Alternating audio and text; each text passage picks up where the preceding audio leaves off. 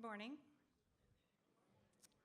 Welcome to the 13th Siemens Competition in Math, Science, and Technology. Just a couple of reminders before we get started. Please turn off your cell phones, any other electronic devices that make any noise in your pockets. Students, a reminder that you will not be able to take any electrical equipment with you into the Q&A room, so if you're up for your presentation, be sure and give those devices to your family. No photos or video. And during the presentations, the doors are secured, so please do not get up to leave. And if you are outside when the doors are secured, you will not be able to enter. We do have security outside the doors. So again, welcome. It's my pleasure this morning to introduce Dr. Michael Plesniak, who joined the George Washington University School of Engineering and Applied Science in 2008 as professor and chair of the Department of Mechanical and Aerospace Engineering. An expert in fluid dynamics, he earned a PhD in mechanical engineering from Stanford University and was a professor at Purdue University for 17 years. And prior to joining GW, Dr. Plesniak spent 4 years at the National Science Foundation, where he directed the Fluid Dynamics and Hydraulics program. He has made substantial contributions to the field of turbulent flow physics. He's done work applicable to gas turbine engines for jet planes, and a few years ago got interested in biofluid mechanics, specifically in phonation, understanding aeroacoustics of human speech production. He's also studying cardiovascular flow through stenosis on constrictions in arteries and the long-term effects of stents on blood flow around cells. He is an internationally recognized scientist, as you have already read in the bio in your packets. I had the pleasure of first meeting Dr. Plesniak this summer when we interviewed a number of outstanding George Washington University faculty for the position of lead judge for this panel. His commitment to scientific endeavors that will take us into the next decade and beyond was impressive. And he understands the critical need to inspire and educate our nation's young people just like you, the Siemens national finalists. What you don't know about him from his bio, though, is that at one time he was just like you. He grew up in Chicago and was always curious about how mechanical things worked. His father was a machinist, so he was surrounded by tools and various projects from a young age. He was always building and tinkering and inventing devices, taking apart clocks, radios, bikes, cars, etc. And he told me that once in a while, he was even able to get them back together. He attended Lane Technical High School, a Chicago public school, and undertook a college prep curriculum in science and math with a minor in music. Lane Tech was renowned for its rigorous academics, but also emphasized practical training by requiring students to take shop classes, as well as drafting. These experiences led him to study mechanical engineering at the Illinois Institute of Technology, because in high school, he took wood shop, electric shop, and auto shop classes, a tidbit of information that's actually not in his professional bio. During his freshman year there, he participated in an undergraduate research program in the area of fluid flow dynamics. It had to do with enhancing the mixing of air and fuel in an automotive carburetor to improve fuel economy. That was back in 1980, and here it is, 2011, and we're still trying to figure out how to improve fuel economy. Although he'd been fascinated by airplanes and flying, science fiction and space, he'd not considered a career related to aerodynamics or fluid flow from this experience. So this was really a turning point on his career path as a scientist, engineer, and professor. He was the first in his family to attend college. And like you, he was lucky to have many caring mentors along the way who fueled his passion for research and teaching. So we are very honored, Michael, that you have accepted our invitation to serve as lead national judge for the Siemens Competition in Math, Science, and Technology. And please join me in welcoming Dr. Michael Plesniak.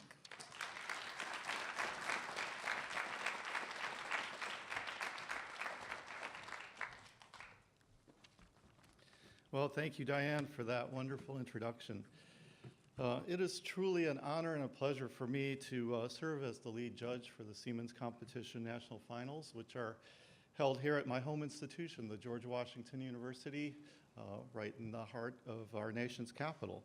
So I'd like to welcome all of our guests to GW and to Washington, D.C. I am joined by a distinguished panel of 11 judges today who have donated their time and are devoting this weekend with our outstanding students to interact with the students and to evaluate their projects. So I personally am glad to have the opportunity to work with this group of exceptional judges. They're all outstanding experts in their disciplines, the disciplines that are represented here in the various projects, and I'm sure that our students will enjoy their interactions with the judges, the thought-provoking questions and intellectually stimulating dialogue that I expect will occur today. We will continue on an interesting journey of learning and discovery. We've started that yesterday by looking at the posters and reading your work in advance, but we hope to continue that learning process today. It is now my great pleasure to introduce our panel of judges to you. Judges, as I call your name, please stand and turn to the audience and greet them this morning. Okay, so I will first start with Dr. Victor Ambrose, who is Silverman Professor, Department of Molecular Medicine, University of Massachusetts Medical School.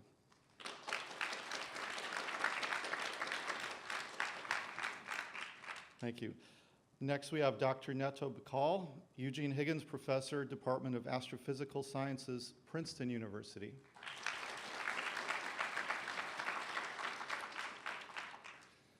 And we have Dr. Tejal Desai, Professor, Department of Bioengineering and Therapeutic Sciences, University of California, San Francisco.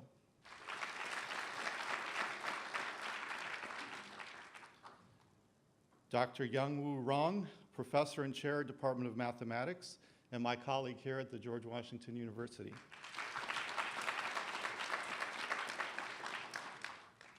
Dr. Sudeep Sarkar, Professor, Department of Computer Science and Engineering, University of South Florida.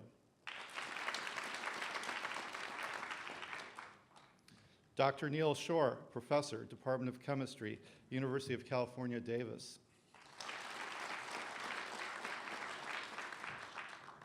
Dr. Joel Spencer, Professor of Mathematics and Computer Science, Courant Institute of Mathematical Sciences at New York University.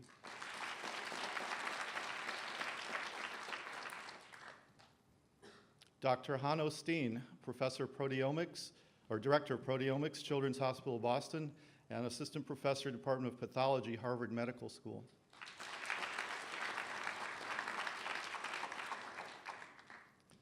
Dr. Scott Sternson, Group Leader, Genelia Farm Research Campus, Howard Hughes Medical Institute.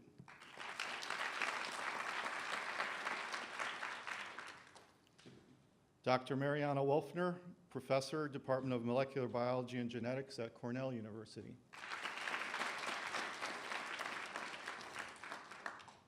And Dr. Stephen Chang, Professor, Department of Pharmacology at the Robert Wood Johnson Medical School. Well, thank you, and thanks again to all of the judges. They've already invested a lot of effort in evaluating the written reports and the posters, and now we have some interesting and exciting work ahead of us. Students, we look forward to your presentations and are very interested in what you have to say and to learn more about your work. We will start with our team presentations here first today, followed by the individual ones. The order of the presentations was determined by lottery last night, as you all know from our dinner. And so without further ado, I will introduce the first team, and as I introduce your team, you can come up to the stage and take the podium. So the first presentation is by Andrew Hsu from Lowell High School in San Francisco, California. Kevin Chang, Texas Academy of Mathematics and Science in Denton, Texas. Kevin Tian, Westwood High School in Austin, Texas. And their work is entitled Determining the Existence of Graceful Valuations of Various Families of Graphs. Okay, please come up.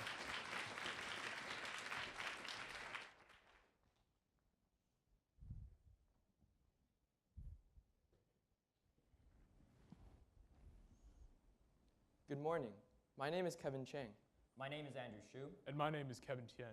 Our project concerns determining the existence of graceful valuations of various families of graphs. We'll start with some definitions. A graph G is a collection of vertices V of G, connected by a set of edges E of G. A vertex labeling F of a graph G is an assignment of labels to the vertices in G. For example, shown here is a labeled graph with 7 vertices and 7 edges. In graceful valuations, the edges are labeled by the absolute difference between the vertex labels for the 2 vertices connected by that edge. For example, an edge connecting vertices 1 and 5 would be labeled 4. A graceful valuation is a graph labeling that also satisfies 2 conditions. First, that all edge labels range from 1 to the number of edges and are consecutive. And second, that all vertex labels range from 0 to the number of edges and are unique. Let E denote the number of edges in a graph. An alpha valuation is a special type of graceful valuation that also satisfies the condition that each edge connects 1 vertex labeled at most E over 2 and 1 vertex labeled at least E over 2. Here, we have an 8th cycle which is labeled with a graceful valuation that is also an alpha valuation. The goal of our project is to determine whether or not certain families of graphs have graceful valuations. Research concerning graceful labelings is primarily motivated by the determining of solutions to the optimal reference system problem in networks. By the definition of a graceful labeling, we can reference vertices and edges using labels that are at most number of edges, which is an optimal upper bound. Graceful labelings are useful in social as well as communication networks.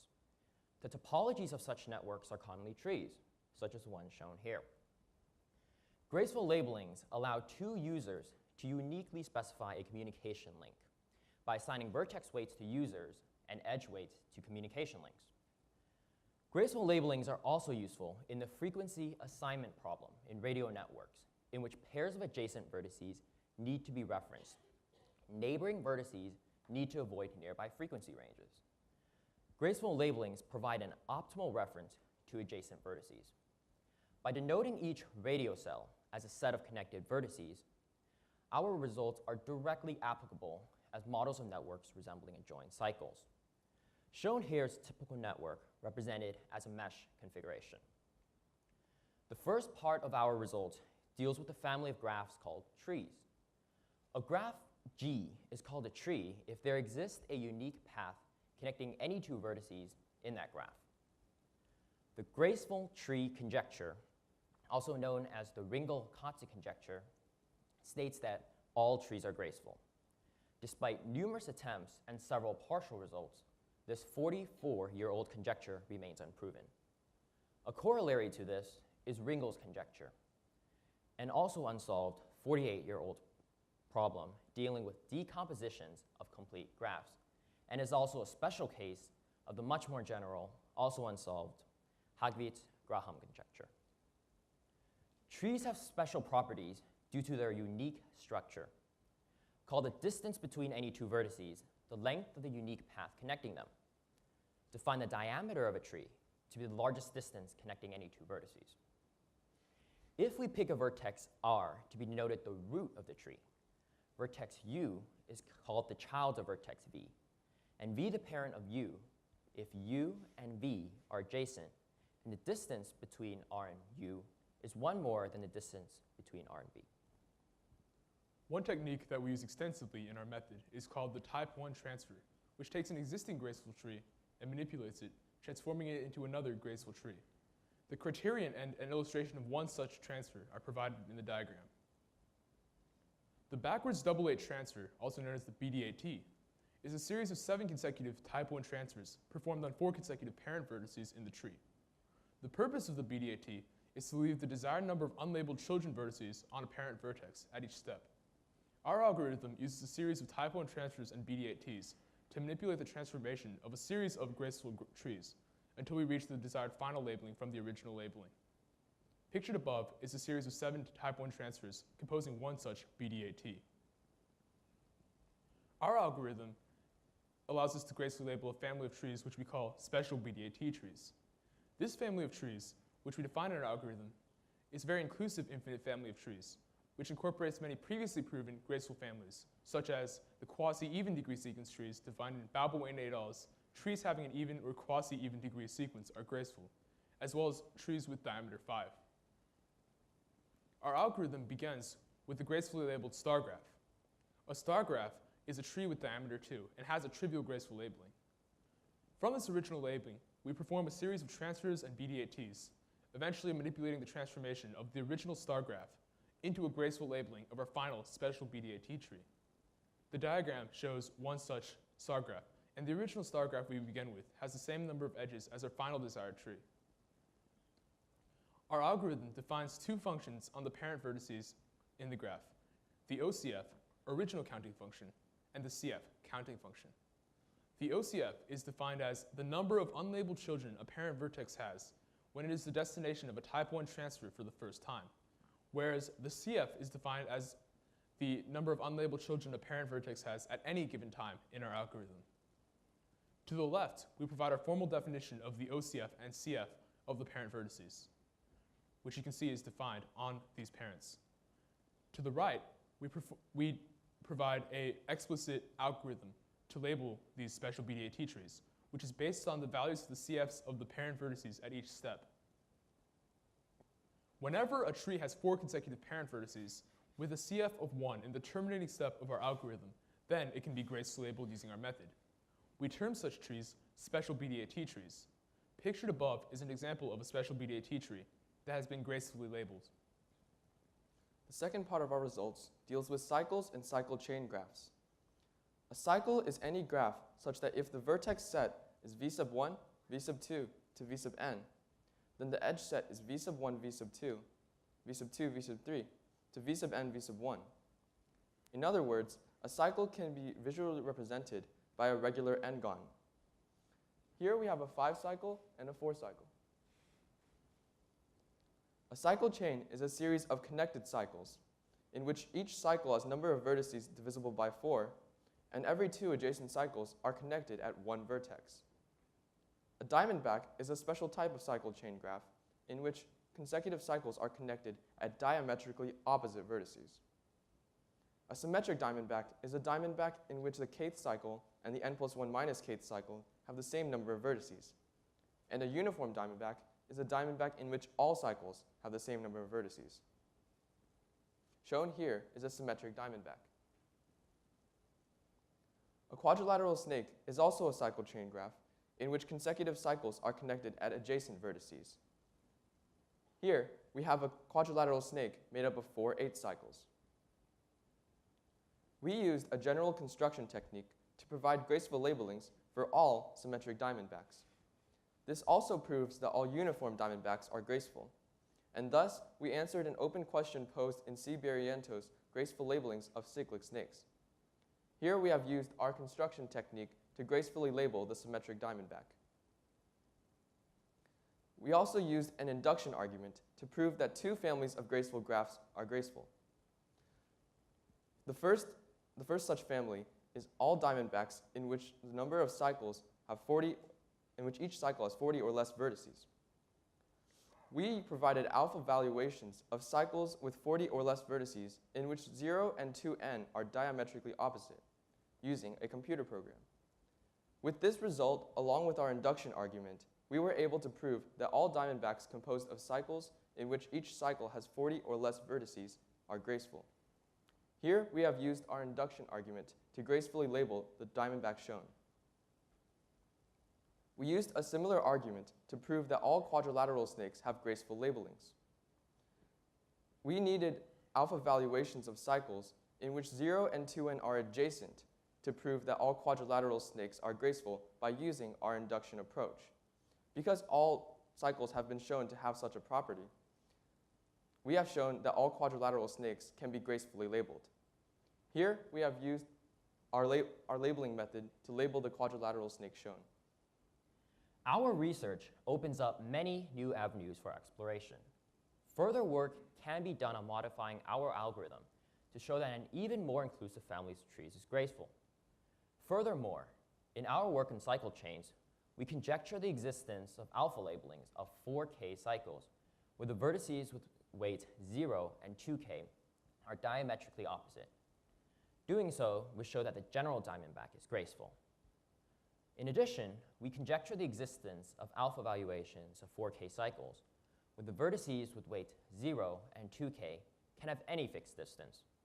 Proving this conjecture would show that any cycle chain is graceful. In conclusion, we developed an algorithm to gracefully label a family of trees called the special BDAT trees. Our results are significant because we gracefully label a very inclusive infinite family of trees, which takes an important step towards the coveted graceful tree conjecture, an unsolved problem in graceful graph theory. Our method is important because we developed a novel algorithm based on functions defined on the parent vertices in the graph, which we hope provides an important approach towards the conjecture. We also proved that several infinite families of cycle chains graphs are graceful. Our results in cycle chains answer some previously posed questions in graceful graph theory, as well as shedding insight on the general graceful graph problem and approaches to the problem.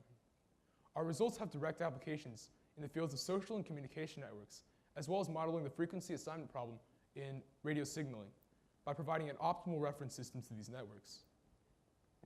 We would like to thank the Texas MathWorks Honor Summer Math Camp program at Texas State University, as well as our mentor, Dr. Edward Early of St. Edward's University, for giving us the opportunity to study graceful graph theory.